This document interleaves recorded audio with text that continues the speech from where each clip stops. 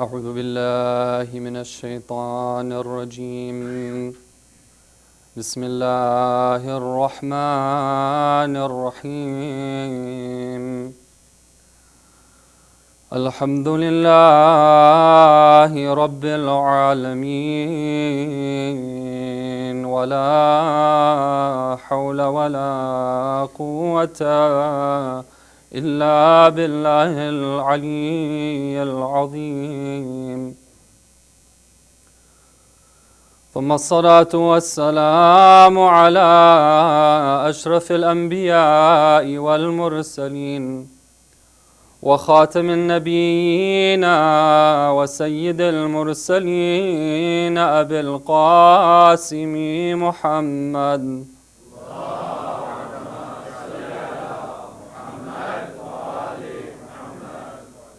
وعلى آل بيته الطيبين الطاهرين المعصومين المظلومين،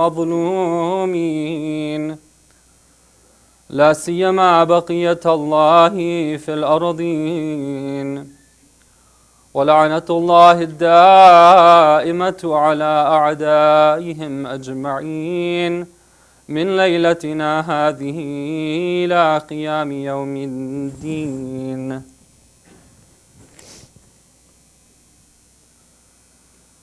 My respected shuyukh, elders, brothers and sisters in Islam and Iman, Assalamu alaikum wa rahmatullahi wa barakatuh.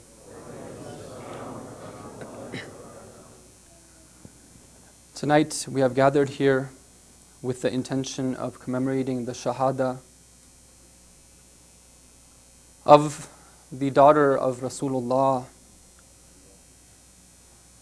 the one who is known as the leader of the women of all the worlds, Al-Batul Az-Zahra, Sayyida Fatima Az-Zahra.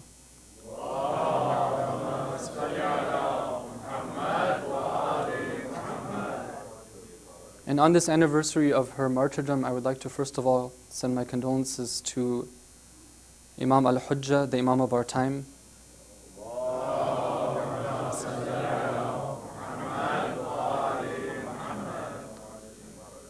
And to all the believers and those who have the mahabba of Sayyidatu Fatima az-Zahra in their hearts. This is the last of the series of majalis that I've had the tawfiq to be with you for. And on this I would like to acknowledge the efforts of all of those who help to organize and help to sponsor and are in any way involved with these programs, those who attend from near and from far, those who contribute even in the form of making dua for all of those who are involved. May Allah accept all your efforts, and from my side, if there's anything that we've said or done, please forgive us. Tonight I would like to, inshallah, speak about this great lady, Sayyida Fatima, in the light of this topic, which is, what does it take to be a good person who does good things? I've chosen this topic after a lot of thought, because I feel that one of the positive things that we see among the mu'mineen is this desire to do good. That we have this incredible body of teachings and wisdom. We've been shown the path of righteousness, the path of truth.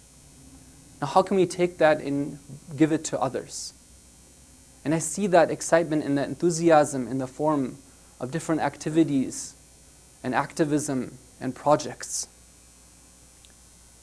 However, one of the potential dangers that we may face going down the road is that we are living in a society where this concept of doing good and being a good person is defined in the terms of a secular humanistic perspective. Doing good and being a good person can be something which involves doing charity, doing a lot of charity.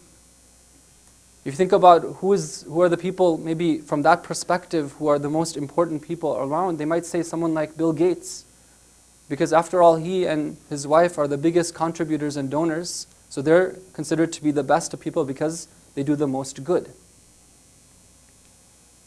What we'd like to do tonight is to use the example of Sayyidah Fatima to look at this concept of what does it mean to be a good person. And what an excellent example to choose. In one hadith, we're told that when Rasulullah wishes to introduce his daughter to his companions, he tells them, وَأَمَّا إِبْنَتِي فَاطِمَةً فَإِنَّهَا سَيِّدَةُ نِسَاءِ الْعَالَمِينَ مِنَ الْأَوَّلِينَ وَالْآخِرِينَ. If you want me to introduce my daughter, Fatima, then you should know that she is the leader of the women of all the worlds, from the first and from the last. The leader. But how do we understand this term leader? What does it mean for Fatima Zahra to be the leader? We know that she was somebody who was extremely generous. You've heard the stories of the beggars who come to her door who never are refused her charity. You may have heard of that one lady who comes to her and she says, I have a question for you.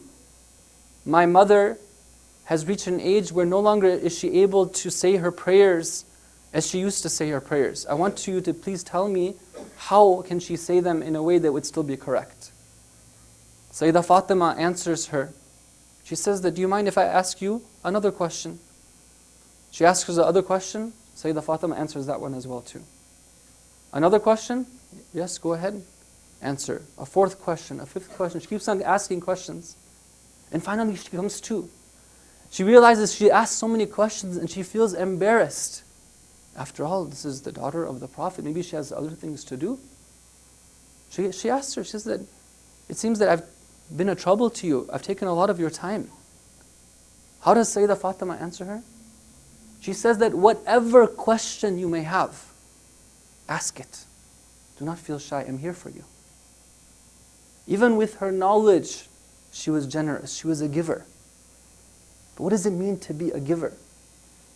If we take these two qualities of being a leader and being one who is charitable, one who gives, and we define them from a secular humanistic perspective, we understand one thing. But when we look at it from an Islamic perspective, we see that the definition of being a leader and the definition of being one who is charitable, the definition of being one who is a good person fundamentally differs. It's something much deeper than just doing a lot of charity work, and just getting out there into the streets and just doing something. No, there's something deeper to it. Let us go to the verse in the Quran in Surah Al-Baqarah, where Allah describes what does it mean to be an extremely good person. There's this term which is known as birr. Birr is the concept of being expansive in goodness, meaning being very, very good, doing a lot of good. That's what birr means. And one who possesses that quality of doing a lot of good, somebody who's a really good person in Arabic, that person is called bar. And in the plural of that word is abrar. You may have heard this before, abrar. When Allah wants to describe for us what does it take to be one who is an extremely good person, this is what He says. أعوذ بالله من الشيطان الرجيم. ليس البر أن تولوا وجوهكم قبل المشرق والمغرب. Being extremely good person is not just about turning your head to the east and to the west. This refers to a dispute, an issue that had arisen about the direction of the Qibla, and people were arguing this way and that way because Allah had commanded that it be towards the Kaaba, and they wished to keep on facing towards Baytul Maqdis or whatever it is that they had in mind. Allah says, no, if this is what you're going to occupy yourselves with, let me define for you what does it mean to be somebody who is truly good? What is true goodness? وَلَكِنَّ الْبِرَّ مَنْ آمَنَ بِاللَّهِ وَالْيَوْمِ الْآخِرِ وَالْمَلَائِكَةِ وَالْكِتَابِ وَالنَّبِيِّينَ. What is goodness? Allah doesn't define goodness in an abstract way now. Now He goes right into the example. He defines the concept of goodness by describing the person who is extremely good. Who is that person? Somebody who, number one, who has iman in Allah and the Day of Judgment, in the hereafter, and in the angels, and in the book, and the prophets. That's at one level. That if you want to be extremely good, you have to have your ideological foundations in place. They have to be cemented. You have to have belief. You have to know what's true from what's false. That's the first level. The second level, وَآتَى الْمَالَ عَلَى حُبِّهِ ذَوِي الْقُرْبَى وَالْيَتَامَى وَالْمَسَاكِينَ وَابْنَ السَّبِيلِ وَالسَّائِلِينَ وَفِي الرِّقَابِ. It's somebody who is very charitable. What do they give? They give from the possessions that they have, despite having love for those, or in another translation would be having love for Allah, to their near ones, to the orphans, to the poor, those who are stranded, and those who are beggars, and those who are enslaved. But it doesn't just stop there. It's not just about giving charity. Charity is one wing that you need in order to fly and to qualify as one who is extremely good from the Quranic perspective. That has to be coupled with another wing. What is that other wing? وَأَقَامَ الصَّلَاةَ وَآتَ الزَّكَاةَ. It has to be, you have to have the wing of ibadah as well. Without ibadah, that charity has no meaning. It doesn't do anything in terms of qualifying as being good from the perspective of Allah. وَآتَ الزَّكَاةَ. They give the charity which is mandated upon them, or those which are recommended from Allah. That's a second level. There's a third level as well too, which has to do with the ethical qualities of these people. وَالْمُوفُونَ بِأَحْدِهِمْ. When they make a promise, they fulfill that promise. إِذَا عَاهَدُوا وَالصَّابِرِينَ فِي الْبَأْسَاءِ. And those who are patient in difficult times. When Allama Tabatabai talks about these two qualities, he says that either you can say that these two ethical qualities of fulfilling one's promise and being patient in times of difficulty, either you can say that within them is encompassed the entirety of all the ethical qualities that we're called to have in Islam, or you could say that they are the initial sort of entry points into discovering the rest of those qualities, meaning that there's a lot of meaning behind these words. So to summarize the verse, what Allah is telling us is that in order for somebody to be an extremely good person, it's not just a matter of going out there and doing charity work.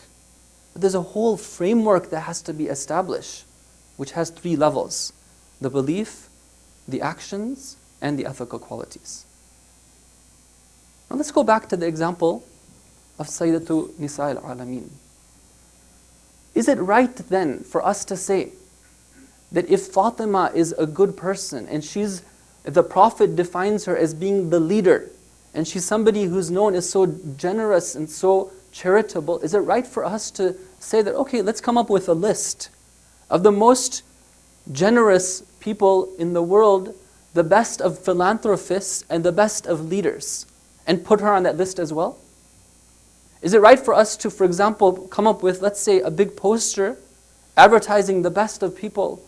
For example, people like, say, Mahatma Gandhi and Rosa Parks and Martin Luther King and I don't know who else. All those people who are known in the Western secular society as being great people and really good people. And let's add Sayyidah Fatima to that list as well too. Would that be something that's correct to do? Sometimes you see these types of posters where they take sometimes even the names of the Ahlul Bayt alayhim as-salam, who told us, La yuqasu bina ahadun. No one can be compared to us. No one. Have you ever wondered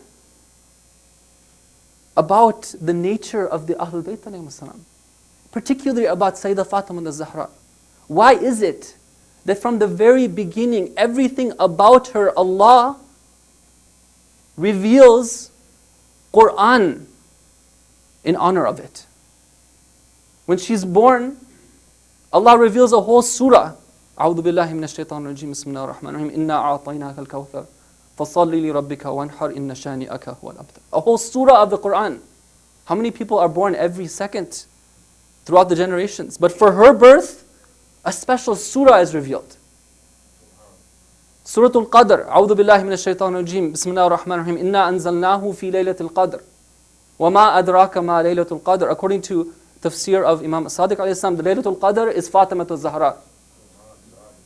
Why is she Laylatul Qadr? One of the explanations is because all of the perfection and beauty that she manifested, she was somebody who did so realizing that it was not from herself, that she was but a mirror for the light of Allah. It is only in the night time, the pure night time, that a light can be seen.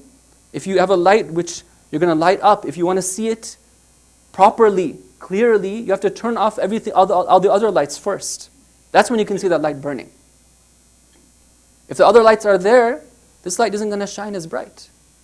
But she is Laylatul Qadr. She is that night where the beauty of Allah can be displayed in a way that cannot be displayed from anybody else.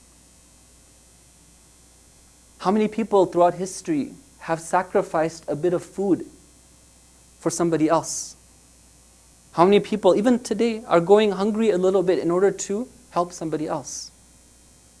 But when Fatimatul Zahra alayha salam sacrifices her food, she is able to pull down an entire surah dedicating this act of charity for her and the Ahlul Bayt alayhim salam. A'udhu billahi minash shaitanir rajim. Bismillahir rahmanir rahim. هل أتى على الإنسان حين من الدهر لم يكن شيئا مذكورا إن الأبرار يشربون من كأس كان مزاجها كافورا عينا يشرب بها عباد الله. And then it goes on, ويطعمون الطعام على حبه مسكينا ويتيما وأسيرا. This is something so great that Allah doesn't even resort to one verse to describe it, a whole surah. That how did they give? وَيُطْعِمُونَ الطَّعَامَ عَلَى حُبِّهِ مِسْكِينًا وَيَتِيمًا وَأَسِيرًا. If we want to know what distinguishes her, and why her being a leader and her being a charitable figure is something, and her being a good person is something that we cannot compare to a secular humanist, we only have to look at this surah. That when she gives and she does good, she does so with certain qualities. عَلَى حُبِّهِ. عَلَى حُبِّهِ. She gives with that love. وَيَخَافُونَ يَوْمًا كَانَ شَرُّهُ مُسْتَطِيرًا. When she gives and they give, they do so with that fear of having to be responsible for their actions, and so on and so forth. Every quality that was described in that verse about birr, every one of them is then reflected in Surah Al-Dahr, where Allah describes Sayyidah Fatima and the Ahlul Bayt and their sacrifice. Sallu ala Muhammad wa ali Muhammad.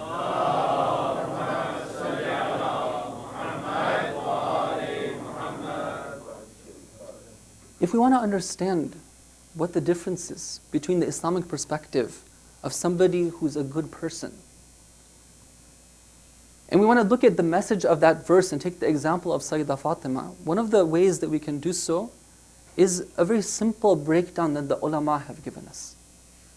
What they tell us is that if you want to know what is goodness, you can't just look at the number of good things that somebody does or the amount of money that they're given or anything like that. No.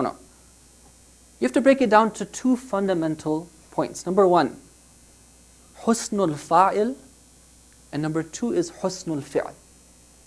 Husnul fa'il meaning the goodness of the one who is doing that good act. In Islam, that has huge importance. It's not just about what you do, but what is the state of your being when you do what you do. There was a very wealthy person who was known as a philanthropist. Every time there was any project, people would come to his door, knock on it, and they would never go empty-handed. He was so wealthy, but yet so humble that he didn't even own his own car. Everywhere he went to, he would take public transportation. Eventually, he reaches old age, and then he leaves this world. He enters into a dream of one of the ulama, and the alim recognizes him. He was famous. Everyone participated in his funeral. They missed him. He asks him, he says that, what is your situation now? After all that giving and all that charitable work that you did, where are you right now? He tells him that actually, every single thing that I gave, all of it went to the wind. All of it got washed away. Nothing helped me. You know why? Because I did all of it with the slight intention of wanting to show off to other people. But there's only one thing that did count for me. There was one time when I was at the bus station waiting for the bus because I didn't have a car, and there was a young man who came to me and he started presenting his case. He said that he didn't know me, I didn't know him. He says that I'm a young person, I wish to get married, I don't have enough money to get married. I'm concerned that if I don't get married, I'm going to fall into sin. So can you please help me? Without looking at him, I just put my hand in my pocket, he says in the dream. Whatever was there, and it wasn't even that much, I gave it to him. But that amount that I gave, that was the only thing that saved me. That was it. It's not about the quantity that's given. The state of being, the ikhlas of that person. وَيُطْعِمُونَ الطَّعَامَ عَلَى حُبِّهِ. You have to have, then Allah says, إِنَّمَا نُطْعِمُكُمْ لِوَجْهِ اللَّهِ لَا نُرِيدُ مِنْكُمْ جَزَاءً وَلَا شُكُورًا. When the Ahlul Bayt gave, what is it that was outstanding about it? Is that they did so, they didn't want anything in return. Purely for the sake of Allah. What is that they were doing. We don't even want any reward from you or any thanks from you. This is only for Allah. Another thing that we see from Sayyidah Fatima, and why she's the leader, why she's the one who is truly a great person, is that she had that taqwa. Somebody who would shake in prayer when she would stand in front of her Lord. When such a person does something which is good, the value of it is multiple fold than somebody who doesn't have that taqwa. You know that same story that we began with where she's teaching that lady who's coming to her? It doesn't just end where we ended it. After telling her that you keep on asking me, what happens then is she explains something to her. She says that, you know, she gives her an example. She says that you're asking me these questions. Okay, now imagine that there was somebody who was tasked to carry a heavy load from one place to another place. And they were to receive 100 coins of compensation for what they're doing. Would that person, and 100 coins at that time was like a lot of money, would that person not agree to do it? That lady says that, yeah, of course, it's a pretty good deal. So then Sayyidah Fatima tells her that every time I answer one of your questions, imagine that the entire world, from the ground to the skies, was filled with pearls. Pearls being an expensive, precious jewelry. If even all of that were to be valued, what I am getting from answering each one of your questions is more than that. So why should I not answer your questions? Now don't get this story wrong. It's not the case. Sayyidah Fatima, na'udhu billah, is not saying that she's doing this action, this good act for the sake of reward, because she wants to get this thawab. No. We already know from the Quran, لَا نُرِيدُ مِنْكُمْ جَزَاءً وَلَا شُكُورًا. What they do is for the sake of Allah. But what we can understand is that the value of the actions of this lady, whatever it may be, even as simple as answering a question, because of her state, because of her taqwa, it has so much value in the eyes of Allah.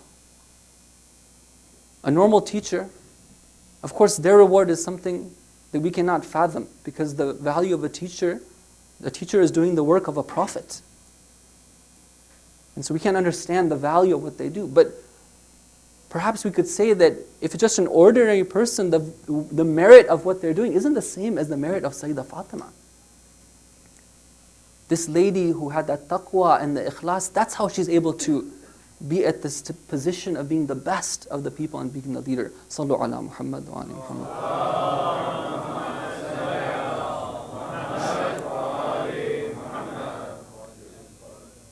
That's one quality. Husnul fa'il. That in order to determine the goodness and the value of an action, you have to look at the person themselves. How much taqwa do they have? How much ikhlas do they have? And we can learn from that in our own activities, in our own activism, in our own charity. If it's the case that we're thinking that doing charitable acts and working on projects is something we can do without working on ourselves, then we've lost out on the whole picture. That's not somebody who's a good person from the perspective of Allah, perspective of the Quran, or perspective of the Ahlul Bayt. But there's a second quality as well too, which is husnul fi'al. That when somebody does something, they have to do something which is good. Not just that they are a good person, but what they are doing has to be good as well too. And this is very important. That if we want to be a good person and do good things, we have to do the right thing. Not just something that we think is good. I'll give you an example from the world of charity. These days, there's a trend of wanting to go away and help the underprivileged. Let me take a year off from school, for example. Let me go to like some foreign country. I'll put in my time. And after all, we've exploited them and used their products for all this time. Let me go and help them out a little bit. For example, Cambodia. Maybe we've used, t-shirts and products from Cambodia. That's maybe the extent to which we know about that country. You might have seen it on the label of our t-shirts. Some people like to go to countries like Cambodia and say, let me go and help the orphans. 1 year of my time, I'll go and I'll volunteer my time too. I don't need to get paid. When I come back, alhamdulillah, I've volunteered. I've done something good. Actually, when you go to people who study these things, they might tell you that, you're better off staying home. You're being fooled. You think that you're doing something good?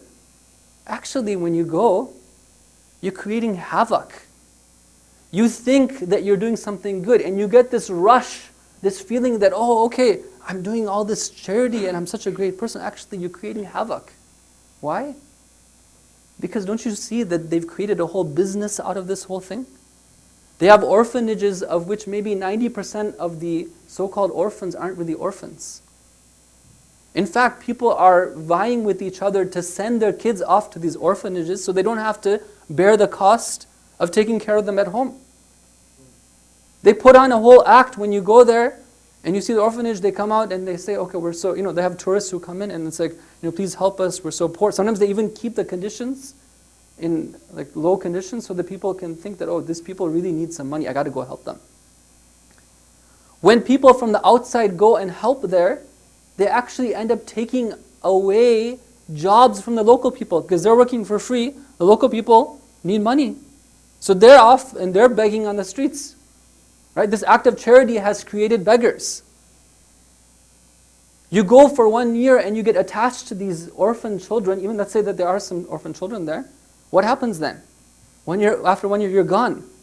You've created this bond that now you're going to break for them. Isn't that traumatic for the children? They say, why don't you spend that time and try to figure out how to reconnect these children to families that can foster them and nurture them and take care of them. That's what would be a smarter thing to do. That's just one example, brothers and sisters, of how sometimes we can think that something is good, but actually it's not good. It's creating havoc. I want to tell you about somebody who's a famous figure from history. He was somebody who became a Muslim in the early times, during the time of our Prophet. He was somebody who, after the successorship of Imam Ali, when Imam Ali became the Khalifa, he joins him in the battle of Jamal. He's fighting on the side of Imam Ali. He's somebody who initially pays allegiance to Imam Hassan. He is somebody who, from Kufa, writes a letter inviting Imam Hussein to come to Kufa. He's somebody who is present even in Karbala. He's somebody who even builds a masjid with his own money. Now, with that resume, with that profile, you would think that, this person is a good person. He's a philanthropist. He's an excellent, good person who's doing a lot of good things. But if you go and look at who this person actually is, and I'll give you his name. His name is Shabath ibn Rib'i. Maybe you've heard of him. Yeah, it's true that he was a Muslim, but after the death of the Prophet, he followed the teachings of a false prophet. He became an apostate. And not only that, he was the mu'adhin for this lady who claimed that she was the Prophet after our Prophet. He was the mu'adhin for her. It's true that he participated in the Battle of Jamal and he was with Imam Ali alayhi salam, but afterwards he left him and he joined the Khawarij. It's true that he was part of the army of Imam Hassan alayhi salam, he was with him, but afterwards he was one of the 6 who were tempted and were bribed by Muawiyah to assassinate Imam Hassan alayhi salam. It's true that he wrote a letter to Imam Hussein inviting him to Kufa, but he was the one who dispersed the 30,000 people who had gathered around Muslim ibn Aqil in Kufa. It's true that he was present in Karbala, but he was present on the enemy army side. And it's true that he built a masjid, but you know why he built that masjid?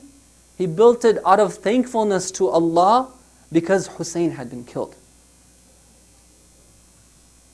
Now, brothers and sisters, the point I'm trying to make, I'm using an extreme example for the shock value of it on purpose, because the point is that not every action, just because it seems to be good, is necessarily a good act. Here's a person who's a masjid builder, but yet he's accursed. All of his money is fire for him. What's lacking here? What's lacking is something called basira, something called insight, something called awareness of what needs to be done, what is the right thing to do. Allah tells our Prophet in Surah Yusuf, أعوذ بالله من الشيطان الرجيم قل هذه سبيلي أدعو إلى الله على بصيرة أنا ومن اتبعني. Say, this is my way. I invite to Allah. Prophet is talking about the religion of Islam. The religion of Islam is a path to Allah. Say, this is my way. I invite to Allah, but in what manner? Ala basiratin. Ana wa man ittabani. Myself and all those who follow me. The Prophet doesn't want just anybody who has good intentions and say, okay, let me go and join you and do good things. No. He wants somebody who has basira, who has vision, who has insight and sees what is the right thing to do. And when they know the right thing to do, that's when they act upon it. Knowing the right thing to do is something which sometimes is difficult for us, brothers and sisters. Sometimes we get caught up in the moment and we just join with the bandwagon and start doing things. But we don't think and see, is this really what is the most pleasing to the Imam of my time at this time?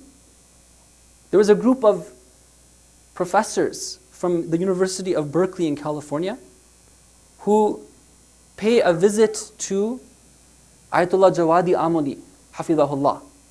Ayatollah Jawadi was one of our greatest scholars. He had written a book known as Islam wa Muhit Zisti, Islam and the Environment. They're impressed by this. They themselves are experts in the environment. They want to have an exchange of ideas. So they go to, this was just recently, they go to this great scholar and they wish to discuss with him about the problems in environment, pollution, and so on and so forth. And they're thinking that the topic of discussion is going to be about maybe things like emissions from cars, the greenhouse gases, the ozone layer, the aerosol sprays, and all these types of things that they discuss typically when talking about what's wrong with the environment. But what does Ayatollah Jawadi do when they're in his presence? He says that, and I'm paraphrasing here based on an account that was related to me, let's talk not about these apparent causes of destroying the environment. Let's talk about the causes behind those causes. Let's talk about inequality. Let's talk about injustice. Let's talk about exploitation and those people and those institutions and those governments that are supporting those policies which are destroying the environment. Let's talk about dhulm. If you want to talk about the environment, how can you talk about it without talking about dhulm? You see the insight that this man has. That when we do things, we have to have insight, know what the right thing is to do in all situations. We have a hadith from Imam Ali alayhi salam where he says that al-amilu ala ghayri basiratin, somebody who does things. I'm an activist. I have all these projects, I'm doing all these things. But ala ghayri basiratin, without having that insight and knowledge, kasa'iri ala ghayri tariq, it's like somebody who's traveling but not on the path. What happens if you go off the path? لا تزيده كثرة السرعة إلا بعدا. The only thing that going faster and faster helps him to do is to go farther and farther away from his target. Look at the beauty of the words of Imam alayhi salam. Before I do something, I have to understand what is the right path. Is this the path is leading me to the pleasure of Allah and the pleasure of my Imam? Then I need to act, not that I'll find it as I go along. This is very important, brothers and sisters. That we understand that what is it that we have to do. Sometimes when you look at the types of activities and projects, we see that there's a lot of good intention, but not a lot of thought behind that. One thing that we need to encourage is the process of thinking and planning. Before we act, let's first come up with a plan and see what is the strategy. We do that in business world all the time. Let's take this and apply it even when it comes to our community activities as well too. One of the things of developing basira is the process of learning. If I'm all excited about getting involved in activism and in projects and all these things, but I don't have that same enthusiasm for learning, then I should know that something is wrong here, because after all, basira and knowing that path requires seeking that knowledge. One of the biggest projects that many of us are working on and involved in is the project of raising children. Why is it that when parenting seminars and classes are held, there's so little interest in the community? It should be the case that anybody who's a parent or is going to be a parent in the future or is helping parents parent should be involved in these type of things. And if it's the case that we have that humility to realize that our basira may be limited, because after all, we're limited beings, then we should be consulting and trying to benefit from the basira of others who have that basira. Let's go back to the example of Sayyidah Fatima, and then inshallah we'll go to the Masa'ib. What was the level of basira of Fatima al-Zahra? Let me give you one example. When her mother, Sayyidah Khadija al-Kubra alayha salam, passed away, when Fatima was just 4 years old, according to historical narrations, the Prophet hands over the training and rearing of Sayyidah Fatima to his wife, Salama, after he marries her. What does Salama say? She herself was one of the good wives of the Prophet. She was a lover of the Ahlul Bayt alayhim as-salam. What does she say? She says that when Fatima was handed over to me and I was told that I'm supposed to train her and teach her, I found that she was more knowledgeable than even I was. It wasn't the case that I was teaching her, she was teaching me. Because for whatever it was, she already had the knowledge of that thing. Every single thing she had knowledge of. That was the level of knowledge. And then you see how everything that she does is golden. Everything that she does has value in the eyes of Allah. Everything that she does is the right thing. It would have been so easy. It would have been so easy for her to just sit at home after they took away her rights and be involved in teaching and educating and charity and these type of things. But no, even though she's alone, she realizes that she cannot be part of this system of injustice. She cannot be silent, and she cannot not stand up against the oppressor. So with all that basira, with all that insight, she takes action. And she goes out of the home, she goes to the masjid, this lady who had never before addressed the public, because she knows her responsibility. She does so in such a beautiful way. She introduces herself and tells them that this is not right what you have done. This is the action of Sayyidah Fatima. This is just some examples that we have from her life and some insight as to why she is truly the Sayyidah, why she truly is one who no one can be compared to except for the Ahlul Bayt al-Islam themselves. We ask Allah to always make her be an exemplar and a role model for all of us. Salawat.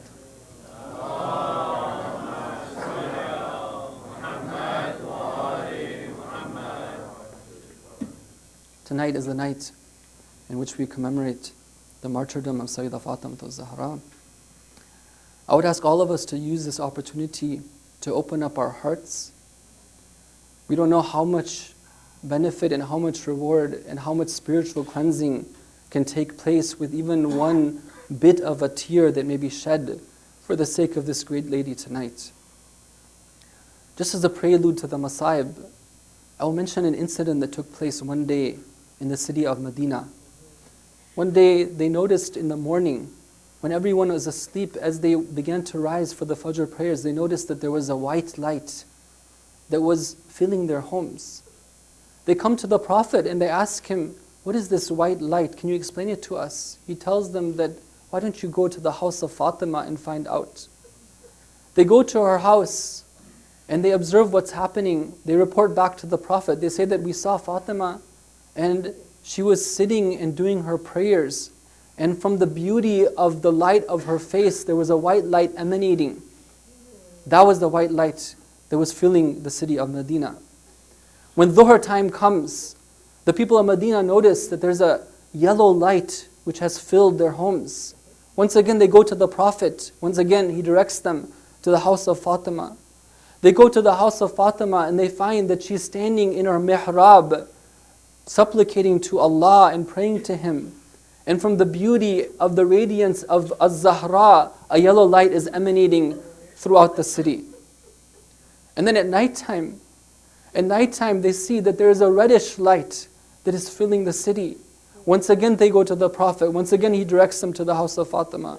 And they see that the lady Fatima is now sitting in her mihrab.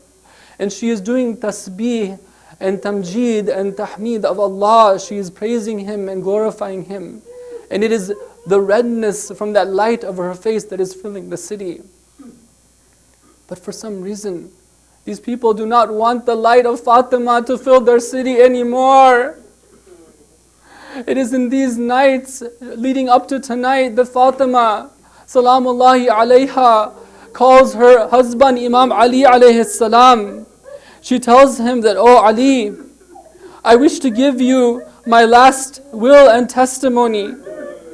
Imam Ali alayhi salam tells her that, "Surely I will convey that testimony. I will try to keep that and fulfill it as you wish. Please tell me what it is." She tells him that, "Oh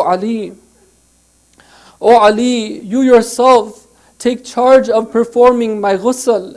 You yourself conduct my funeral rites. You yourself recite my salatul mayyit. You yourself lower me into my grave. You take on the charge of burying me and level the earth over me.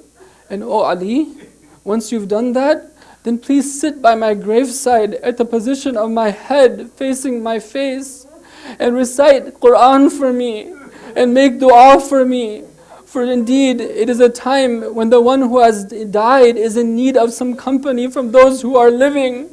And oh Ali, there's one more thing I want to tell you. I leave my children with you and I urge you to take care of them. As-salamu alayki ya Fatimatu Zahra. As-salamu alayki ya Qurrata Ayn ar-Rasul.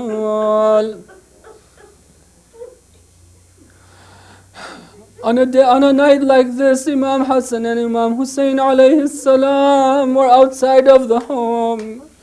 They come back to their home and they see that, unlike usual, they are not greeted by their mother. There is somebody else who is standing there. It is Asma. Maybe they are thinking to themselves, why is she greeting us? They ask her, where is our mother? They are used to seeing their mother standing at the door welcoming them. She is quiet. She doesn't answer them. Maybe they're thinking that our mother is asleep. Maybe they have to go and see if they can wake her up and greet her. They go into her room and they see that she is stretched out. Imam Hussein alayhi salam goes to her and sees that she has died. She tells his brother, "Oh my brother, our mother has passed away. May Allah console you." They begin to cry out, "Ya Muhammadah, Ya Ahmadah. This is the day in which our mother has passed away." They go to the masjid. They want to find their father to convey the news to him.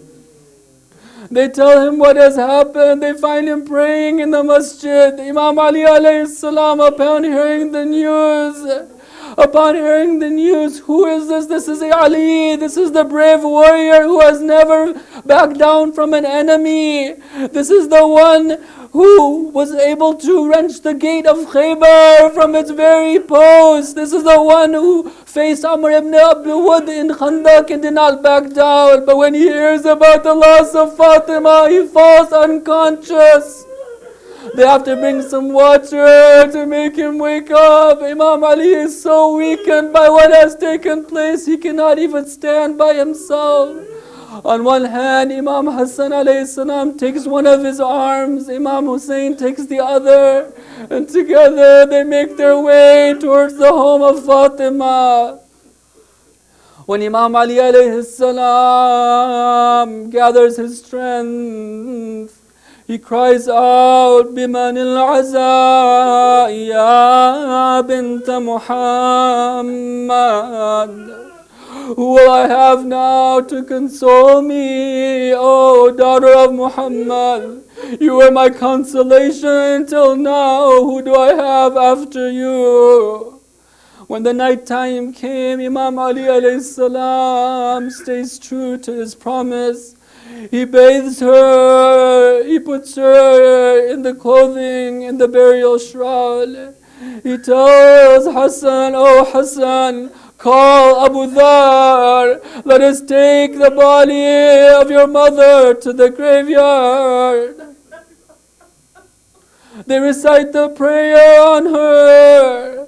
Imam Ali alayhi salam cries out and makes a dua, "Oh Allah, this is the daughter of your Prophet Fatima. You have taken her from the darknesses into the light." Imagine what they are thinking as they are burying the body of Fatima into the ground. As they start to put that dirt on the ground and it starts to fill up the hole in the ground. Fatima is being buried. Her body is now lost from sight. Who can console them? Who can they turn to? Imam Ali alayhi salam turns toward the grave of Rasulullah and begins to talk to him. It reminds me of another incident later on in Karbala, when Zainab sees what they are going to do to Imam Hussein and no one is there to help her. She begins to call, "Ya Rasulallah wa Muhammadah, Hada Husaynun bil-Ara." This is Hussein and there's no one to help him. Imam Ali alayhi salam addresses Rasulullah and he tells him, "Oh Rasulullah, Ya Rasulullah, this was an amanat that you gave to me. لَقَدْ اسْتُرْجِعَتُ الْوَدِيعَ. The amanah has now been given back to you." He might have been thinking that, "Oh Rasulullah, when you gave me this amanah, my dear wife, her ribs were not broken as they are right now. There was no mark of a whip on her side."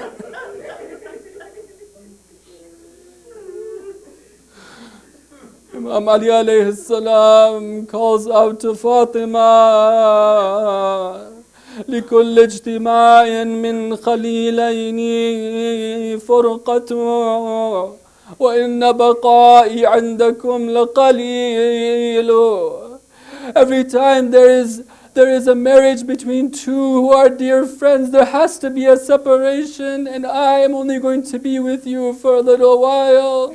فإن افتقاد فاطمة بعد أحمد دليل على أن لا يدوم خليله. I lost Ahmad, I lost Rasulullah, and now I have lost Fatima. Is this not proof that two cannot be together in this world forever? Allah la'natullahi ala al-qawmi al-zalimin.